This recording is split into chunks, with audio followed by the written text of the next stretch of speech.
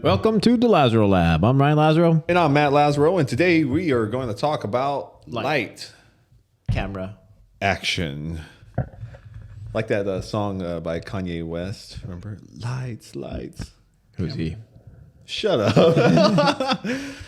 So today's topic actually has to do with light, specifically how light can affect your circadian rhythm. So some of you may not know what circadian rhythm is. So Ryan, pull up that study. It starts a little like this. Okay, no. We were supposed to rhyme. It is a crime if you don't rhyme. So here's the thing, guys. Circadian rhythm, if you're not sure, to be simply put, is basically the study of the natural timing of your body cells that react to sunlight. So all of your cells in your body essentially have a 24-hour plus or minus, a few more minutes. So it's what keeps us in rhythm with our sleep. Okay. Right. So that right there, in essence, is super important to have that healthy circadian rhythm, primarily because when it's off, there's a lot of detrimental side effects. Yeah. And Ryan, you probably experience a lot of those. Oh, sleep great. You liar. Well, anybody that has children knows how it feels to have your circadian clock all thrown off. Yeah. Definitely affected. I remember the first probably year of my son's life. It was quite difficult to have a normal sleep pattern. But more specifically, it was more of an issue of me not getting enough sleep. I mean, now I could get a sufficient amount of sleep if I can. It's a matter of getting them out of the bedroom now. Oh, because they're all trying to sleep in the bed. Yeah. That makes sense. So that sucks. Yeah. So how are you going to make more kids if the kids are already there? I am content. You don't want a little more? Try for a boy? Not necessary. If it happens, it happens. It'll be an accident, right? In other words. So just like how Ryan was.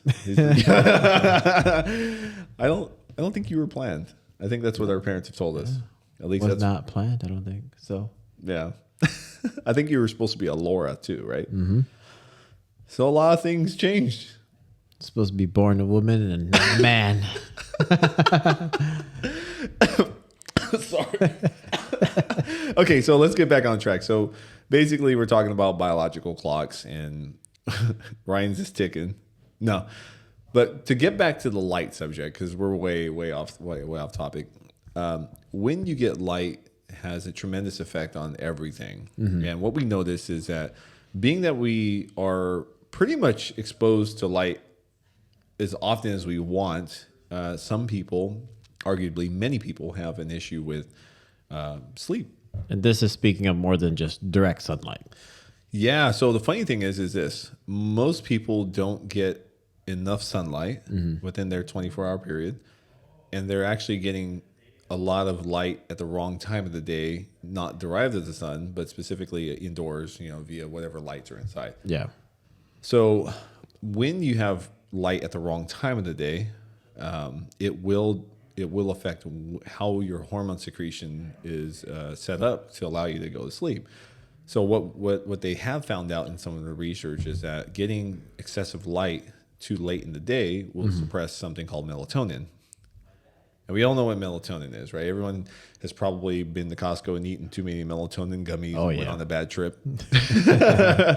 And the funny thing is the amount of melatonin that is usually inside of a supplement is so high in reference to what you actually need hormonally.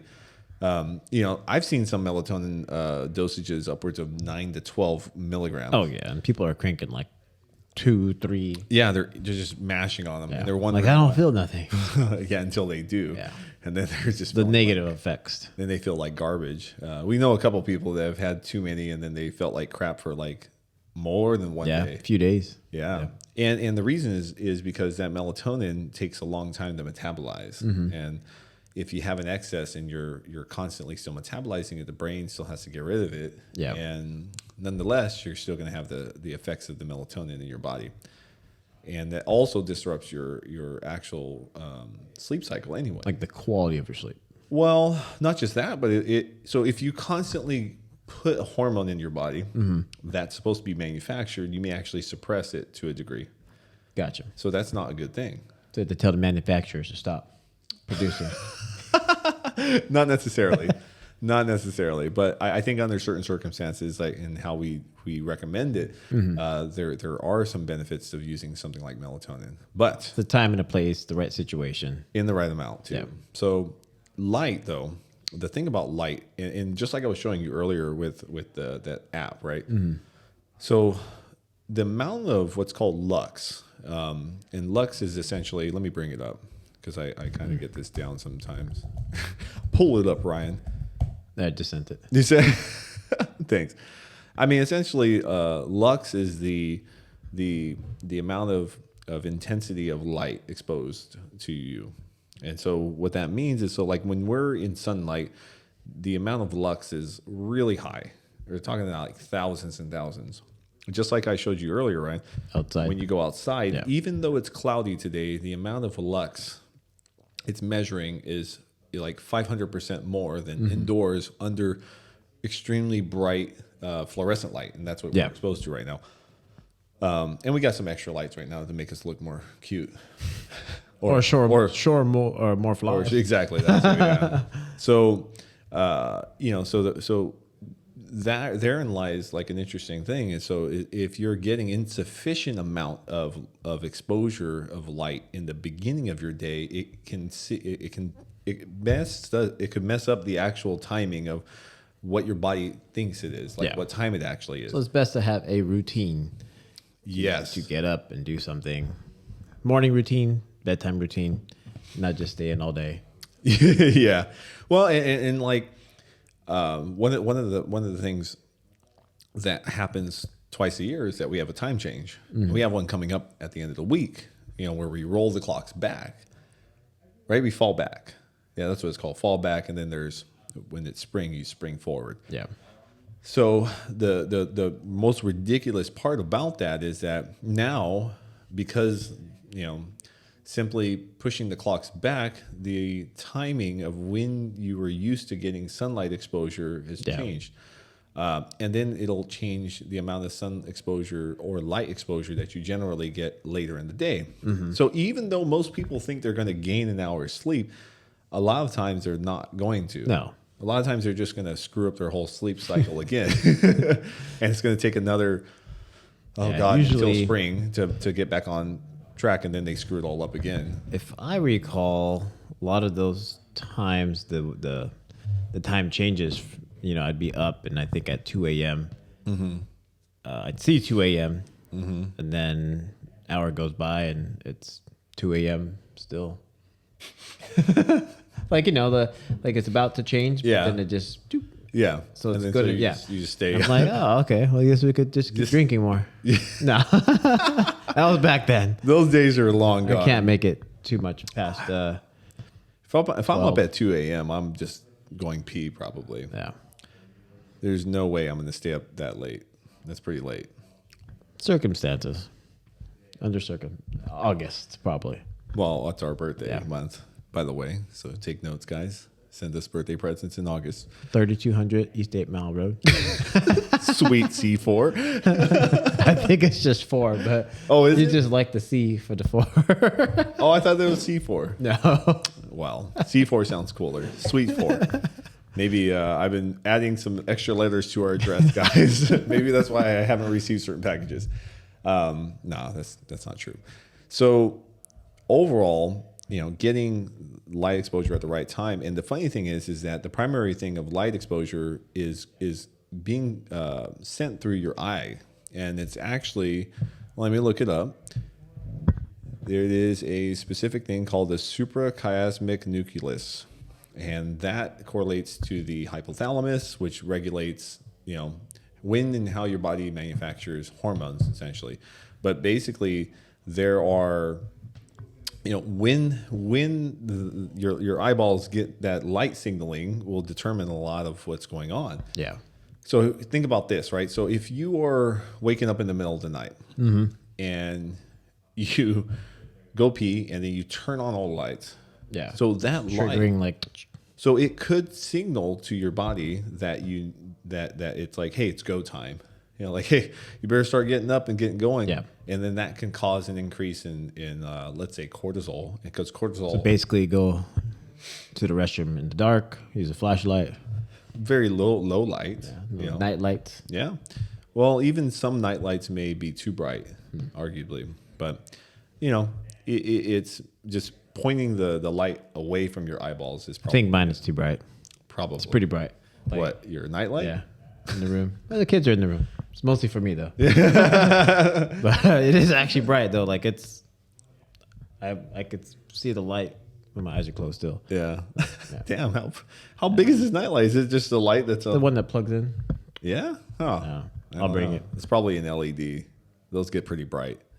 Yeah. Yeah. But anyway, so, you know, there's a number of things that are influenced simply by the intensity of the light, the timing of the light. So ideally, always making sure that you're getting as much bright light or exposure in the beginning of the day, specifically when you wake up, is what's going to set you up on a normal rhythm. Yeah. So I'm just gonna get my wife's makeup light. So when I wake up, and just, You know, they make certain lights for people who live way up north, like in the Scandinavian countries, or places where they're. I thought you were gonna say Sacramento.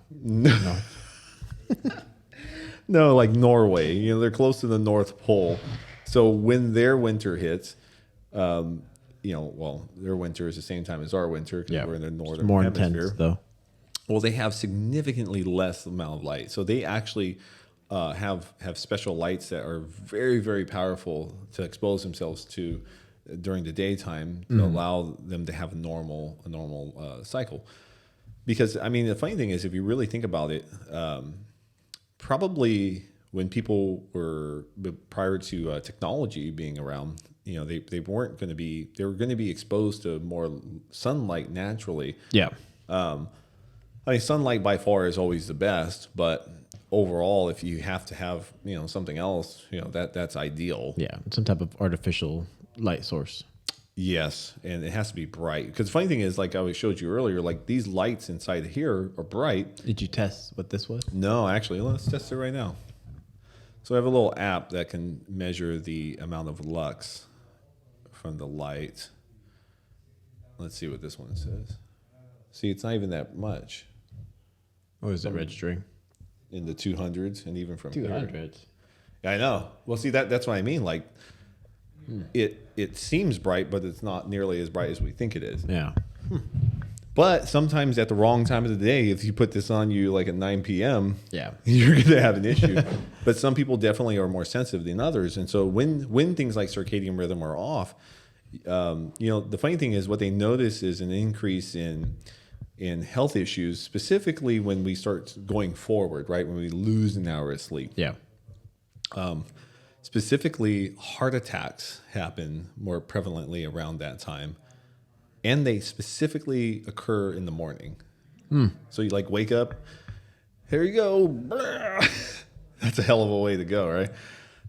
Interesting. It's kind of scary. Well, it's the time. There's some correlation to timing and whatnot, but it can dysregulate hormones overall. So it's like a progressively built up. Yeah. Okay. Yeah. So it's not like all of a sudden, right? It's not like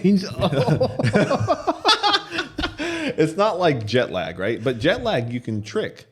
You can trick your body even off of less sleep. So if you fly from here to the East Coast, Yeah. we're losing 3 hours or so. Oh no. Is it losing or gaining?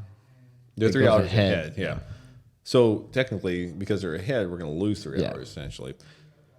Because I remember a couple times. Time travel. Yeah, I remember a couple times I've flown, you know, out to like Florida or North Carolina and things like that, and the flight itself is like 5 hours. Yeah. But then you add on 3 more hours. Technically, it'd be 5 here. It's like 9 there. Yeah, there's a couple times, you know, taking like a red eye flight, leaving at midnight, getting there. It's supposed to be 5 a.m. and get there like 8 a.m. Yeah. But it helped me that it was morning right away because I got all that light exposure. And didn't really go to sleep much. Yeah. So you're not feeling like you're. Oh. Yeah, exactly. So what I did was made sure I got plenty of light and as much as possible, and I worked out, and then I did whatever I had to do. But sometimes that's just not going to happen. So is this any correlation to when people are on their computers at nighttime and their phones at nighttime prior to bed? This is obviously light that's affecting their brain. The intensity of the light off of your computer or your phone, especially since we hold our phones like this, like, you know. Well, we used to want everything big, and now we want things small and compact. I guess that's not what she said. I wasn't gonna go there. Speak for yourself, right? Well, I'm saying, like, we used to get 70-inch TVs, and now it's like, well, I'm okay watching movies on my phone. I can't do that. I hate watching movies on my phone. That's absurd. But that's it's stupid. Like, what are you gonna do? Watch it like you're in VR? Just watch it like this. Yeah. So, anyways, but yeah, I mean, getting too much exposure of light, specifically even from your devices, can actually impact that and delay the production of melatonin. And this is why people sometimes have a difficult time going to bed, or they'll go to bed. Is there an estimated amount of hours they recommend not to have devices, or to start dimming the lights prior to the time you want to go to sleep? In theory, you're supposed to you should stop exposing yourself to bright lights when the sun goes down. So when the sun goes down, I'm closing the store. Or just turning out the lights. Or just people have to come in with the lights off, right? But but that's the thing. Like, some people, their work schedules don't permit them to allow them to have that. I think the worst is graveyard shift. Oh God, yeah. There's lights all night. And then light all day. Yeah. And the body has no clue what's going on. But there is indication when your circadian rhythm is off, or when you're being exposed to light, or bright lights, or not being exposed to them, can heavily influence your eating habits. So the signaling of appetite can be enhanced tremendously simply by having it off. Oh, less lights. It depends, right? So it depends on if your rhythm is off, in the sense that your body thinks, whether it's behind on this 24-hour cycle, or if it's ahead on this 24-hour cycle. What time it thinks it's on for the time of the day. Yeah, and I think this is why a lot of people have feel the tendency and urge to eat a lot at night. Aside from the fact that they just... Well, because a lot of people are stuck inside all day by choice or by work. I think that's a huge factor. Yeah. But, part of it is due to the fact that they're being exposed to bright lights too late in the evening, the signaling that their body's receiving is that it's still time to be awake. Yeah, and you have excess more day to consume more day to consume food. Yeah, exactly. So, and then therein lies, like, hey, the body's asking for a ton of energy, and it's wondering, like, well... That explains my cravings. But it can make it worse, in other words, is what I'm saying. And then also digestion can be affected tremendously by that same thing. So when and how effective your digestion. Well, I digest food better if I go into tanning bed after. No. The light exposure. That's not what I'm getting at. Some heat. I'm talking about the timing of everything. So, one of the things that's actually really common is that many of us have this afternoon slump, right? Mm-hmm. And the funny thing is, it's not necessarily uncommon. It's not even necessarily a bad thing. But as a majority, when there's this dip, it's typically, some of it may be because of the fact that people are just over consuming food during their lunch hour. Yeah, like with way too much food. Or the quality of the food so terrible that they have an immediate, uptake of glucose followed by, like a crash almost. What do you think when people say when they eat too much or whatnot? They're like, "Oh, my blood, it feels so thick." What? Yeah, they say that, like, "Oh, my blood's so thick, I'm so tired." Like, "Oh, I feel so sluggish." I guess I have heard that. I just don't pay attention to them because it doesn't sound. I was like, maybe you're dehydrated. Yeah. But, I think it's just a feeling of grogginess it's describing. But, I'd imagine it's like having high sugar levels and low sugar levels. So they feel kind of inflamed and just slow and sluggish and bloated. I mean, eat a couple pounds of pizza and tell me how you feel, like without exercising either before. That sounds good. It does, though. It does. Oh, it's Monday. Oh, yeah. It's the beginning of the month. What does that mean? New me. New month, new me. Oh God. The other thing that can be affected by light is your temperature. So your body's temperature will shift at different points of the day. So this is why some people, if they exercise too late in the evening, they can't go to bed, because part of the sleep cycle is to decrease your core temperature by half a degree. Oh, so you're cranking up your heart, cranking up your blood. Yeah, so temperature. The thermogenesis part of exercise and even the consumption of too much food will keep your body temperature too high, and it makes it more difficult to enter into your sleep cycle. It's just that stimulus overall, whether it's food consumption, physically, mental drive and intensity. Yep. And that's the thing. And so the crazy part is I would argue, as a majority of the population, most people are dealing with some issue with their circadian rhythm. Yes. And this is where like when we start having these shifts in our time changes and stuff like that, there are a ton of issues that end up coming up. Yeah, it's only 1 hour. Yeah, but think about, it's an hour, but you compound that every day, and it's not, and like, if you're not progressively, you're not fixing it right away. Is what my point is, right? Like, if you're like me, like I've not had to use an alarm clock in over a decade. I know my body's going to always wake me up at around 6:30, always. And so what I start to do to make these little adjustments is just making sure I get enough light at the right time of the day, and then completely shut them off. Yeah. And then so as the week progresses, and I'll start to try to go to bed slightly later as the week progresses, since we're going to push the clocks back. So kind of strategically getting your body ready. Yeah, and it takes a couple of weeks overall, but if I just change it a little bit each day, specifically also making sure I'm getting bright light exposure in the morning. That's typically like what we do for the kids when they're on summer break, and then it's time to move back into going back to school. They're typically staying up later, going to sleep later, and then waking up later. So kind of have to like push it back, or else it's gonna be bad. But well, that's the thing. It's like, I think most people that tell me that their kids are staying up too late is part of it is they're not getting their children enough daylight. Especially right in the morning. Like, literally get them under as much sunlight as possible in the beginning of the day, and then they will be able to produce and manufacture the melatonin at the right time of the day to get them to go to bed at the right time of the day. In theory, at least. If it starts earlier, it'll be prepped for later. Exactly. Because if you start getting the most intense amount of light at the end of your day, it's signaling your body that it's the beginning of the day. It's like, what the fuck, you know? And then you're wondering why you're waking up in the middle of the night, is because the body may be thinking that you just took a nap and did not actually enter a normal sleep cycle.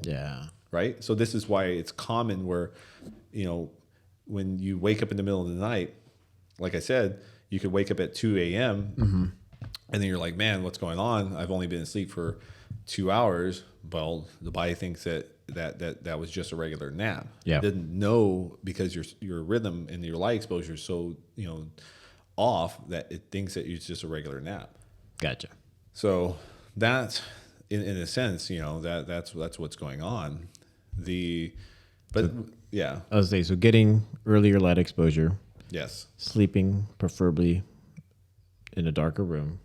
Yes, but specifically as the sun is going down, to start decreasing your amount of exposure to bright light. So I'll walk around with the app and be like, oh no, I can't go. It's too bright. Well, you know, like in our case, like when we have to, you know, working late, we don't close till 7.